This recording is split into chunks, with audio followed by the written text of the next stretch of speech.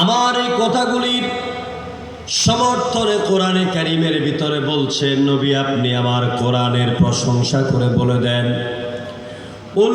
لَوْ كَانَ الْبَحْرُ مِدَادًا لِكَلِمَاتِ رَبِّي لَنَفِدَ الْبَحْرُ قَبْلَ أَنْ تَنْفَدَ كَلِمَاتُ رَبِّي وَلَوْ جِئْنَا بِمِثْلِهِ مَدَدًا নবী আপনি বলুন আমার রবের কথাগুলিকে লেখার জন্য বলার জন্য যদি তামাম পৃথিবীর 7 সমুদ্রের পানিগুলিকে কালি বানানো হয় ওই পানিরূপী কালিগুলি শেষ হয়ে যাবে ওয়ালাউ জিনা বিমিথলিহি মাদাদা আবার যদি 7 দরিয়ার পানিকে আবারও কালি বানানো হয় তাও শেষ হয়ে যাবে কিন্তু আল্লাহর কালামের ব্যাখ্যা লিখে আর বলে শেষ করা যাবে না ঠিক নয় কোন সুবহানাল্লাহ আরো আস্তে কোন সুবহানাল্লাহ আচ্ছা বলেন তো একবার সুবহানাল্লাহ বলে নাকি কয়টা বলেন বড় বড় বক্তার আওয়াজ শুনেন অনেক ভাইরাল বক্তার আওয়াজ শুনেন একটু শিখে যান এই যে কোরআন দেখতে পাচ্ছেন এতক্ষণ কিন্তু এখানে কোরআন ছিল না ঠিক কিনা বলেন এতক্ষণ আমি আসার আগ পর্যন্ত কোরআন ছিল না কোরআনের আলোচনা ছিল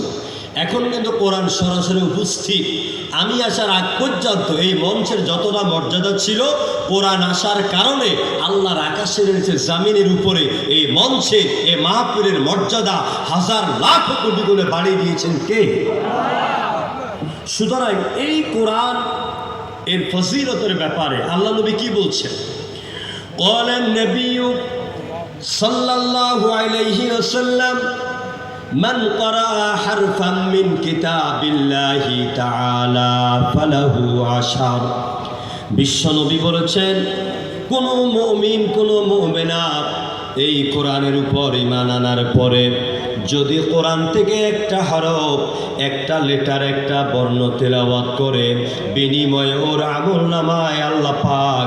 10 করে নেকি লিখে দেন প্রতি অক্ষরে কয় নেকি আরো জোরে কর তো এই যে আপনি সুবহানাল্লাহ বললেন কয় নেকি পাইছেন সুবহান লিখতে কয় অক্ষর সিন বা হা আলিফ নুন এইগুলো 5 অক্ষর আল্লাহ লিখতে 4 অক্ষর 5 আর 4 9 অক্ষর আপনি যখন একবার সুবহানাল্লাহ পড়ছেন অটোমেটিক আপনার আমলনামায় আপনার অজান্তে বিশ্ব নবীর হাদিস অনুযায়ী 90 নেকি লেখা হয়ে যাচ্ছে